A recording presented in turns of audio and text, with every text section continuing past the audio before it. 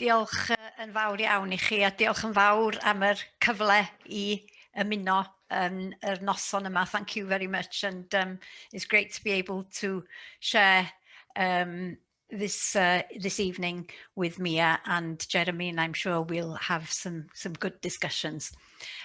Dwi wedi cael y fraint o gynrychioli'r ardal lle ges I fy magu ers 2016. Fel yr aelod o'r Senedd dros Arfon, dwi'n cynrychioli Dinas Bangor, Tref Caernarfon, hen ddyffrynnoedd llechi, Dyffryn Ogwen a Dyffryn Nantlla, a nifer fawr o bentrefi lle mae'r iaith Gymraeg yn fyw ac yn iach ac yn ffynnu bob dydd. Dwi wedi bod yn aelod o Blaid Cymru ers bod fi yn 2 ar 15 oed, oherwydd bod fi'n credu y bydda bywydau pawb yng Nghymru yn well petai ni yn gallu gwneud penderfyniadau am ddyfodol Cymru yma ar dir Cymru. Ond ar hyn o bryd wrth gwrs nid ni sydd yn dal ar awena, does gynnon ni ddim hyd yn oed gyfrifoldeb dros gyllid, ac felly da ni yn cael yn dal yn ôl gan fod cynifer o'r levers economaidd yn wylo San Steffan. Dod I ddim enghraifft yn bosib I ni gael cynllun ffyrlo ein hunain pam wnaeth Llywodraeth Cymru benderfynu fod angen clo byr cyn y Nadolig, ac mae llawer yn gweld hwnnw fel tropwynt yn y drafodaeth ynglyn ag annibyniaeth. O'r pleidiau mawr, dim ond Plaid Cymru sydd yn credu mewn annibyniaeth, yn credu fod dyfodol Cymru yn well wrth I ni gymryd yr awena yn hunan. Mae llafur yn aneglur ar y gora a'i haelodau seneddol yn wrthwynebus ar adega, a hyd yn oed I ddatganoli ychydig mwy o rym i'r Senedd. Ac wrth gwrs mae'r toriaid yn undebwyr mawr ac yn wrthwynebus I annibyniaeth I Gymru. For the first time in the Senedd election, the people of Wales will be able to vote to take their own future into their own hands. We believe independence to be the only sure and sustainable means of achieving social and economic progress. So a Plaid Cymru government would empower the people of Wales to decide the future of our nation in an independence referendum.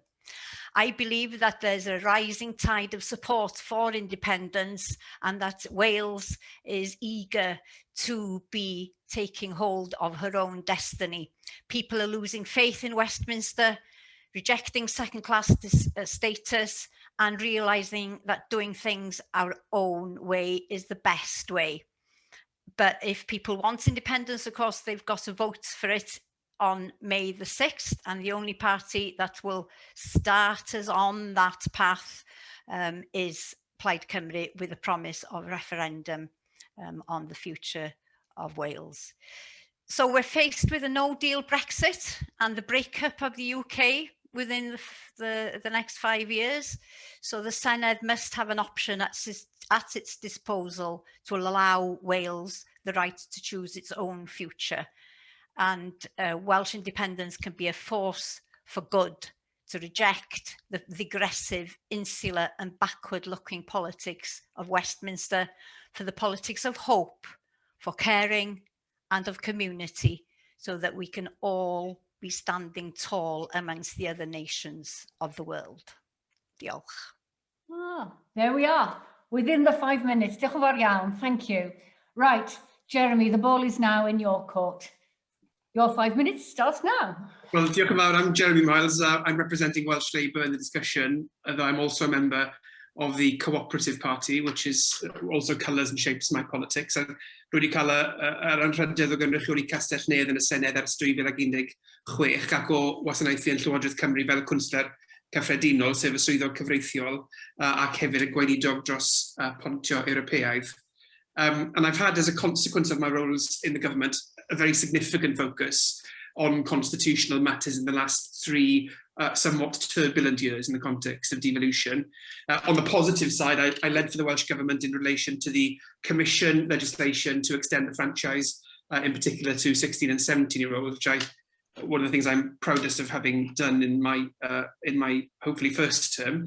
And I'm also on the more kind of negative side, I suppose, of my responsibilities, currently pursuing legal proceedings against the UK government for its attempts to undermine the devolution settlement in Wales. I think the Senedd is a remarkable institution, which I think has accomplished great things in a comparatively short timescale. And even within the last 5 years, I think we've legislated in a range of ways which will make Wales a better and more compassionate and more inclusive place to live. Most recently, if I may say, I know we'll come on to this, in the curriculum bill, which I think is the single proudest vote I've cast in my 5 years. I think it will be overwhelmingly one of the greatest contributions the Senedd has made to an inclusive Wales in the future, and I'm very proud of that. But the devolution settlement, I think, is not up, to the task of fully protecting and enhancing the interests of people in Wales. And there are whole areas of powers where we ought to have those in the hands of people in Wales. Policing and the justice system is the most obvious example, but equalities, taxation, energy policy, we need further powers in those areas. And so my view is really devolution is delivering, but it needs to be able to go further so that we can go further as a Senedd and as a government. But at the same time, I think devolution is a settlement that is under threat. And the Conservative government in Westminster, I think, is engaging in a highly strategic, programmatic attempt effectively to neuter devolution by giving itself powers to act in devolved areas and simply withdrawing whole swathes of funding from the Welsh government. So I think in this election, devolution is very much on the ballot paper. What does the future hold? Well, I think for me, the UK needs fundamental reform. Wales needs a stronger voice, a fairer deal, if you like, within a reformed UK. And if we are elected back into government as a party, we want to lead a national conversation about our constitutional future as a nation. And there are a range of perspectives in that conversation. We will argue for a sort of federal reform of the UK, and we will seek to build alliances across the UK to achieve that. I've heard what Sian had to say. It seems to me that after the trauma of leaving the European Union, which frankly has only just begun, embarking on a process of leaving the UK as well is fundamentally not in the best interests of Wales and clearly not supported by people in Wales at large. And so for that reason, I think an independence referendum seems to me completely the wrong way forward. I don't myself think the case made by Plaid Cymru is remotely faithful to the challenges of independence. And I think for too many, it's perceived as a way of not having to have a relationship with England, which I think is frankly fanciful. And I also, I have to say, reject the notion that independence necessarily will lead to a fairer Wales. I don't think it is necessarily the case. And I also don't think it's the case that fairness is impossible without independence. But I also don't believe that there is any longer a case for the status quo. And for that reason, I absolutely welcome a national debate about our future. And I recognise that developments elsewhere absolutely have a bearing on the paths that lie ahead for us as a nation.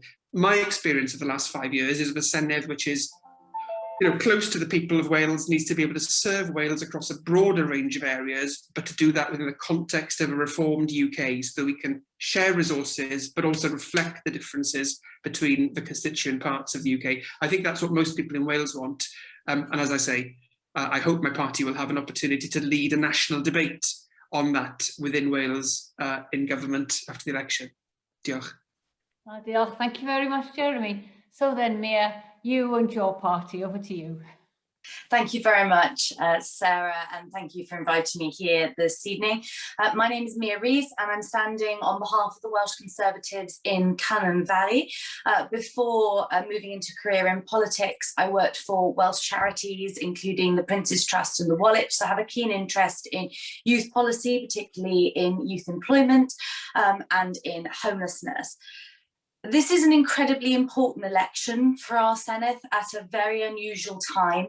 Awareness has historically been very low, and it'll be interesting to see if the COVID-19 factor brings any change on knowledge of those key devolved areas, particularly health and education, which have seen huge disruption across our United Kingdom over the last year. whoever is elected in May will make decisions that will affect many of the issues up for discussion this evening. And I have been asked to touch on the union, and my views on that will not surprise anybody in attendance. I believe in a strong Wales, in a strong United Kingdom. I think it's really important that we recognise that we wouldn't have had such a fantastic, strong vaccination programme if it hadn't been for the bargaining power of us as a Great Britain and Northern Ireland. I think that's really important to recognise. Our nation's peace and prosperity comes from our strong union, and I struggle to see that being a threat. The only other thing I would sort of add on that as well is that talking to people, most people I speak to, because as you're out delivering, people are really desperate to speak to you at the moment, which is hardly surprising. Not a single person has brought up the union or independence with me. And I know I'm just one person, I'm just one sample size in one area of the Wales Valleys, but I think that's important. Devolution has changed and developed over the years, and we really need to make the most of what we have. The levers we have can deliver excellent education, quality healthcare, reduce our climate impact, tackle poverty and promote equality in Wales. And the Welsh Conservatives have a number of ambitious policies and measurable outcomes in all of these areas. And I'm just going to mention one policy in each of the areas that we'll be discussing this evening, because I think it's a good way to sort of open the Welsh Conservative offer. Firstly, in climate and nature emergencies, we will introduce a Clean Air Act in the first 100 days of a Welsh Conservative government. In regards to poverty and inequality, we will focus on the root causes of poverty and inequality, including jobs and housing, and that includes building 40,000 social houses. In regards to education, we will increase school funding, and we will promote more routes to excellence, making sure there is equity between academic and vocational routes, including our Second Chance Fund. In regards to Wales being a welcoming nation, we will work with faith communities to tackle hate crime, particularly in regards to anti-Semitism and Islamophobia, and we'll introduce a race equality plan. And before you go, oh God, another plan, I just want to be really clear that this plan will have clear, measurable outcomes that a future Welsh Conservative government could be held account to, and the public sector around it could be held account to. And it would focus on 4 key areas: racism, education, health, and employment. Thank you again for inviting me this evening, and I hope we have a good discussion on how we can build a better, fairer Wales. Thank you.